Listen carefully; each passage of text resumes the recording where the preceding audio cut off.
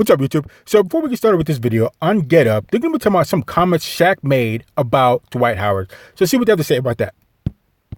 By yesterday afternoon, however, this public feud was squashed in the most unlikely of destinations, and that was Twitter. Kobe's saying there's no beef, that the media is just trying to stir it up, and I didn't know exactly which way Shaq would go with this, but Shaq took the high road. He responded, "It's all good, bro. When I saw the interview, I thought you were talking about Dwight. Is that how you spell his name? LOL." So that's kind of funny. And then Kobe just responded like he doesn't want to get involved in that. But it feels to me like now Dwight Howard just became collateral damage in this beef between Kobe and Shaq. And bear in mind, Shaq has always hated Dwight Howard. Kobe and Dwight Howard did not see eye to eye when they were teammates in LA. And now it's LeBron's problem because Kobe called Dwight Howard the B word straight up to his face. So let's continue. Howard shows up. So I want to start with the Kobe-Shaq beef. Okay. How did you think that thing played out? Not surprised how it played out. A couple of things. I tried to tell you that Shaq would feel some type of way initially when he saw Kobe's comments, because Kobe referred to him as being lazy. And anytime somebody talk about your work ethic and say, instead of winning 4, you could have won 12, it says something about you as a professional. Okay. But then they found a common denominator, somebody that could be a punching bag and a sideshow in the process. Dwight Howard. This is why I tried to tell everybody that watches this show, including OJ, including you, that he should not go to LA. Because now all of a sudden he's in LA and he's a sideshow as a 10th man, 11th man, 12th man, who I think is going to give them quality minutes. He's going to rebound, he's going to block shots, he's going to get done, he's going to play quality minutes. But now all of a sudden, Shaq has 2 centers on the Lakers roster that he can throw shade at. JaVale McGee and Dwight Howard. And Kobe. So you just know Dwight has to know what's coming. He has to know what's coming. He has to know Kobe Bryant and Shaquille O'Neal are just going to be clowning him left and right. I mean, you can imagine how much Shaq and Kobe are going to be clowning Dwight Howard left and right. Oh, God. Can't even imagine. So let's continue. Doesn't look like him either, right? I mean, Kobe and Dwight Howard did not work out together. They were supposed to be the next dynamic duo, and that didn't work out well. So I'll start there then, because you took me directly there. Do you think that's an issue? The fact that Howard is there and that these legendary former Lakers, particularly Kobe, who still has a lot of clout within the organization, is that a problem, and is it something LeBron James has to deal with? When you're in your 16th or 17th season, you want to fly under the radar, Greenie, when you're a future Hall of Famer like Dwight Howard. You don't want future greats still throwing shade at your legacy while you're trying to be a reserve and get a championship ring. And also, Shaq. Hold on. Jalen. Dwight Howard can't be too worried about his legacy or whatever you want to call it when he's playing touchy-feely on the bench with one of his teammates a couple years ago. You guys know what I'm talking. You guys don't know what I'm talking about. Take a quick look on YouTube and check out some of the videos of Dwight Howard playing touchy-feely with one of his teammates on the bench. And you just have to imagine, if that's what they're doing during a televised game, and they know it, and they know the stars, and they know somebody's always watching, can you imagine what is going on behind closed doors between Dwight Howard and his little buddy? So let's continue. Did something that went over so many people that don't love rap music's head. DJ Quick and MC8 once famously had a beef. And when he spelled his name, he left off the G, like Shaq did in his tweet, basically saying to Kobe about Dwight, he left off the G because the G ain't in you. That went over so many people's head, including mine.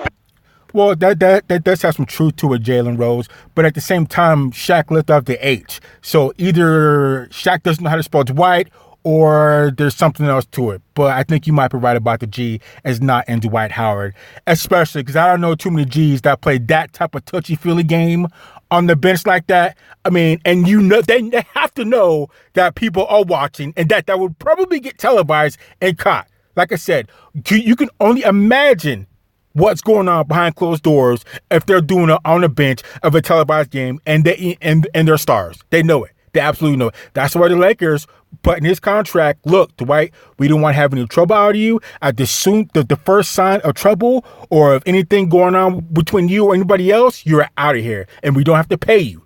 So the Lakers already know. I'm sure they've already seen a film of him playing touchy-feely with his teammate on the bench. And they're about to look, Dwight, you've been here before. And you should know that we don't play that type of touchy-feely type thing here in LA. We don't play that on the Lakers, okay? On the bench, everybody keeps their hands to themselves. We don't play that here with the Lake Show. So let's continue. Including mine. So that's fine. But fair enough. I'm glad that we've clarified that for me and others. So let me ask you this. Going back to the previous part. Is there truth in what Kobe is saying? At the end of the day, things don't usually bother you if there's no truth to it. You played against them in the NBA Finals, the first championship they won. If Shaq had Kobe's work ethic, what would that team have been? Well, I think we're not giving the 2004 Detroit Pistons enough credit. Yeah. Yes, I played against the Lakers in 2000. I also covered when they lost to the Pistons in 2004. And I got to tell you a secret. They got beat. Karl Malone, yes, he was injured and he was hobbled, but they lost to that team. Now, they won 3 straight championships. Shaq was the MVP in each of those NBA Finals. So he was the dominant figure on that team. They gave him the ball the first 46 minutes. They turned it over to Kobe the last 2 minutes. So if I had to pick a side, right now I have to take Shaq's side. In the beef between Shaq and Kobe, your team Shaq. Here's why. Because he admitted his flaws, and that's what I like people to do as they start to mature. He basically said when they first got back eye to eye that if I would have worked harder, I would have understood that we could have gone farther. And he said... So I definitely agree with that. I definitely believe that Shaq could have worked a lot more harder to tap into his full potential like Kobe. But there's a lot of other things that went wrong between Shaq and Kobe that, prevented them from really living up to their full potential and just getting rings left and right from 2000 to 2010, if not longer. But part of it was definitely Shaquille O'Neal could have definitely came in better shape and applied himself a lot more. Now, granted, it's hard to work on the level of Kobe Bryant because he's a psychopath when it comes to working out and being a perfectionist and doing everything right and taking thousands of shots a day and just being fully prepared for whatever could happen. And Shaquille O'Neal is not necessarily like that. Shaq worked hard, but he didn't work Kobe Bryant psychopathic type hard. So, I don't know. Let's keep going. I knew I had you so I could drink pina coladas. I could hang out on the beach because I knew you was in the gym working. Shaq said that. And he owned it, and I appreciate it. Okay, fair enough. And a final thought on this, and then we'll come back to it later when McEnroe is here. Final thought. We always say you can couch anything if you start with all due respect.